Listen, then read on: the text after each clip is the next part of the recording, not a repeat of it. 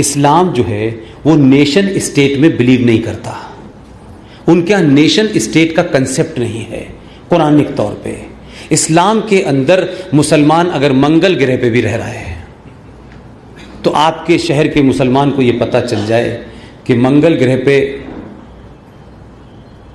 ये जो अभी आपने भेजा था उसके भेजने से उसे तकलीफ हो रही है, तो यहां के मुसलमान की पहली जिम्मेदारी इस्लामिक पॉइंट से उसकी तकलीफ के बारे में ज्यादा है, पड़ोस में रहने वाले रामलाल और श्यामलाल के प्रति नहीं है।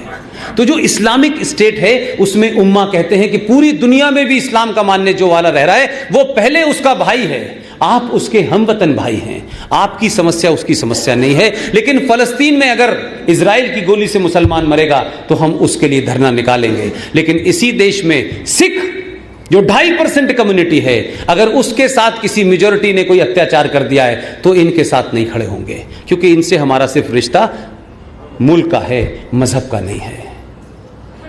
तो जो लोग उम्मा में यकीन करते थे कि पूरी 57 देश के लोग, मैं तो 12 साल वहां रहा, मुझे बहुत बात उन्होंने समझाया, मैंने भी अपनी बातचीत में कुछ बातें कही लेकिन उनकी समझ में नहीं आई कि हम उम्मा है, 57 देश आ जाएंगे और 57 देश जैसे इस्लाम के नाम पे तेल देना बंद कर देंगे, भारत के लोग साइकिल चलाने लगेंगे। ये पागलपनी की तो उनकी आइडिया है।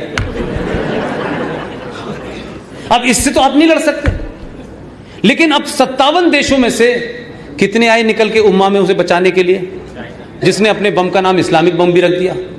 वो तो इस बात पे दुखी है कि इस बेगैरत ने ऐसा बम बनाया जिस पे हमें और जलील कर रहा है।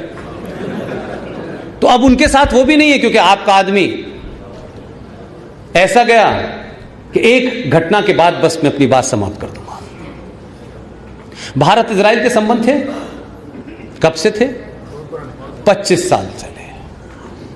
भारत की सरकारों का मुसलमानों के प्रति डर, और मुसलमानों से न सिर्फ डर बल्कि वोट बैंक की राजनीति इतनी थी कि उनके होने की वजह से भारत राज्य को, भारत राष्ट्र को किससे संबंध बनाने चाहिए, राष्ट्र के लिए किससे संबंध महत्वपूर्ण है, किससे नहीं है, यह भारत की लोकल राजनीति का वोट बैंक तय करता था। आपने 25 साल पहले संबंध बनाए इजराइल से, लेकिन सार्वजनिक तौर पे कहा ना हम जाएंगे ना उन्हें बुलाएंगे, चुपचाप से कुछ लेते रहेंगे, सोते रहेंगे। इसलिए मैं बार बार आपको जो मिसाल दे रहा हूं, जरा थोड़ी देर के लिए मैं जितनी मिसालें दिए सोचिएगा। मुझे पूरी उम्मीद है कि बगैर शीशे के भी आप दरवाजा पार कर जाएंगे, आपको पता ही लगेगा शीशा है नहीं है, आप इतना आपके अंदर बल आ जाएगा। आपका प्रधानमंत्री पूरे गाजे बाजे के साथ जब इजराइल गया, ये घटनाएं राजनीतिक हैं लेकिन इसका समाज पे क्या असर पड़ता है, मैं उन घटनाओं का जिक्र करना चाहता हूं कि मैं अपने समाज के लोगों की उस कुंठा, जिस एहसास कमतरी, जिस इन्फिनिटी कॉम्प्लेक्स का ये शिकार हो गया है, मैं कह रहा हूं इसको निकाल दीजिए। यह आपके लिए बने ही नहीं था ये शब्द, आप खामखा कुंठित हो गए हैं। इजराइल गया, पूरा डंका पीट के गया, तो यहां के कुछ लोगों ने चू चू करना शुरू किए। ये जा रहे हैं, हम इजराइल के साथ हमारे रिश्ते नहीं है। आप मत रखो ना रिश्ते, देश रखेगा ना रिश्ता। आप देश नहीं हो, आप देशवासी हो ना, तो आपका है देश के साथ होना चाहिए। जब ये यहां से गया तो इन्होंने अपने तार, ये जो हैदराबाद में है गोल टोपी वाला, आपको नहीं पता उसने क्या काम किया। मोदी के आने से पहले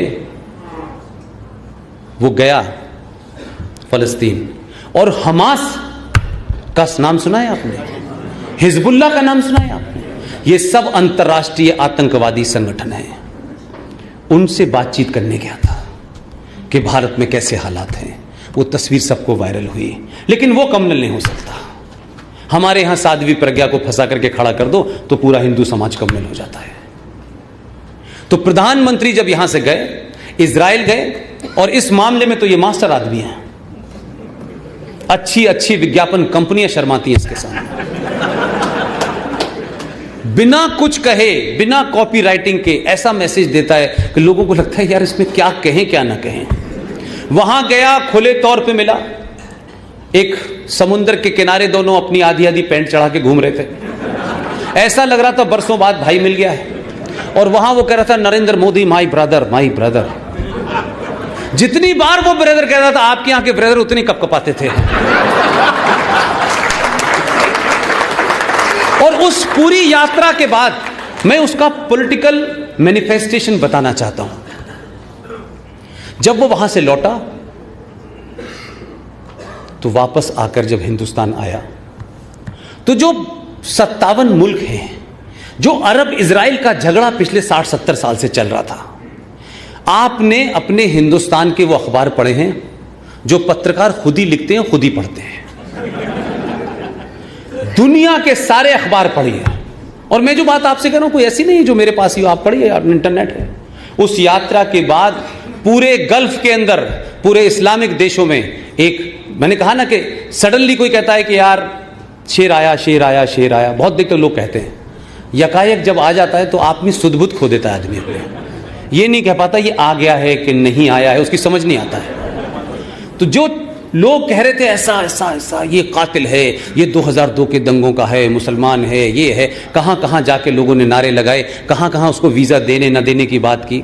वो वहां गया, लौट के आया, पूरे इस्लामिक वर्ल्ड के अखबारों ने ये लिखा कि हम नरेंद्र मोदी से दरखास्त करते हैं। अब तक नहीं कर रहे थे, अब तक नहीं कर रहे थे। उन्होंने कहा हम दरखास्त करते हैं कि हमारे और इजराइल के बीच में 60 साल का झगड़ा है, अगर दुनिया में कोई लीडर है और इस झगड़े को सुलझा सकता है तो हमारी मध्यस्थता प्लीज कर दीजिए। और किस किस तरीके से वो आपको मैसेज दे भाई, और कौन से तरीके से मैसेज दे? सिर्फ अपने होने पे उसे गर्व था, अपनी आइडेंटिटी को लेके वो नहीं शर्माया। दुनिया ने हजारों गाली दी, जितनी गाली उसे दी है उतनी तो मैं समझता हूं कि 70 साल में कुल मिला के इस देश की आबादी ने अपने मुंह से नहीं दी। इतनी गालियां देने के बाद भी उसका विश्वास नहीं दिखा, और जब नहीं दिखा तो अब क्या हो रहा है कि आपने उसे 282 दिए थे तो नहीं कम पड़ गए।